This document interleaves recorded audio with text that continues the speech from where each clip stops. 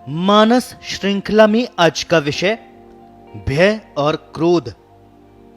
भय बिन होत न प्रीत, ये मानव के व्यवहार का निर्णायक प्रमाण पत्र है। एक और सुविधा मनुष्यों को मिली हुई है कि गलतियां आदमी से ही होती है। To err is human. व्यक्ति जन्म लेता है तब से भय उसके साथ हो जाता है। उम्र के साथ साथ भय का दायरा भी बढ़ता जाता है। ऊपर से यह भी कहा जाए कि भय बिन होत ना प्रीत, ये तो ज्यादती ही हो जाएगी। फिर क्या कोई भी व्यक्ति जीवन में भय मुक्त हो सकता है अथवा उसे अभयदान मिल सकता है? जीवन व्यवहार में यदि एक व्यक्ति से एक प्रकार का भय भी मिलता है तो जीवन काल में व्यक्ति के भय का खजाना कितना विशाल हो जाएगा, और क्या वह सुख से जीवन यापन कर पाएगा? दूसरा प्रश्न यह भी उठता है कि डरते तो कायर हैं, क्या हर व्यक्ति कायर ही पैदा होता है अथवा उसे कायर मानकर ही व्यवहार करना चाहिए? फिर साहसी और निर्भीक शब्द किस पर लागू होंगे? कैसे वीर और महावीर पैदा होंगे? दुस्साहसी तो पैदा होते ही जा रहे हैं। क्या प्रत्येक जीव कायरता ही साथ लेकर पैदा होता है? क्यों भय व्यक्ति को घेरता है, कहां घेरता है? इन प्रश्नों के भी कुछ उत्तर ढूंढने तो होंगे। भय और क्रोध का चोली दामन का साथ है। क्रोध अभिव्यक्ति स्वरूप है। इसका कारण भावनात्मक धरातल होता है। जहां भावनाओं के ठेस लगती है वहां दुख पैदा होता है और क्रोध के रूप में प्रकट हो जाता है। भावनाओं को ठेस लगने के भी अपने अपने कारण हैं।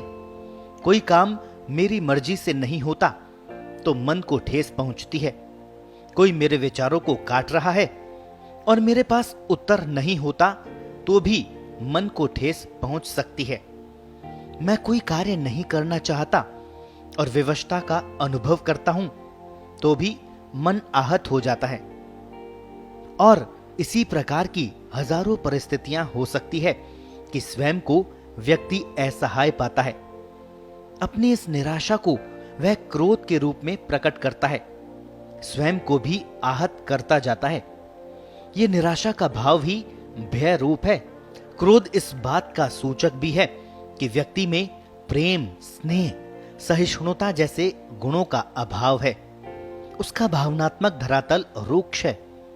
अधिकतर बुद्धिजीवी वर्ग में क्रोध की भी प्रचुरता दिखाई देती है। वहां मन तृप्त नहीं हो पाता।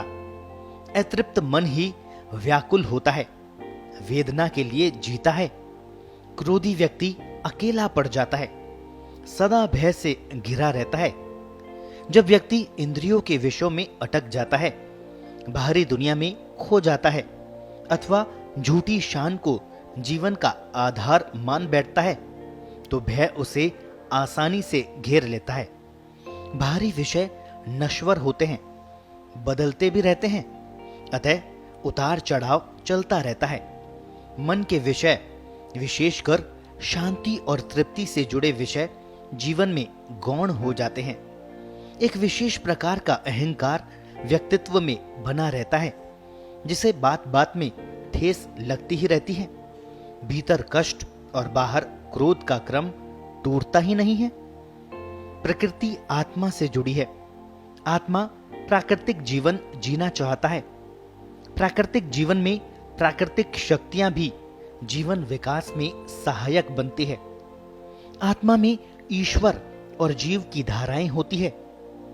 एक प्रकृति की ओर बहना चाहती है, दूसरी बाहर की ओर। प्रकृति मुक्त की ओर खींचती है, वहीं जीवन बंधन की ओर, बाहर की ओर भागता है।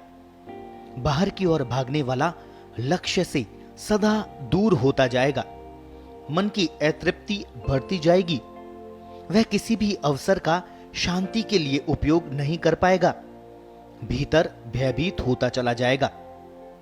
भय को दबाने के लिए उसे ढकना पड़ता है, दबाना पड़ता है। सच्चाई को ढकने के लिए झूठ पर झूठ बोलना पड़ता है। फिर एक भय व्याप्त हो जाता है कि कभी झूठ पकड़ा न जाए। कोई भी कार्य मर्यादा के बाहर किया जाए तो पहले भय को ही दबाना पड़ता है। मन को पता है कि जो कार्य करने जा रहा हूं वह गलत है, अच्छा भी लग रहा है, इंद्रियां भी लपक रही है, किंतु बिना भय के व्यक्ति आगे नहीं बढ़ सकता।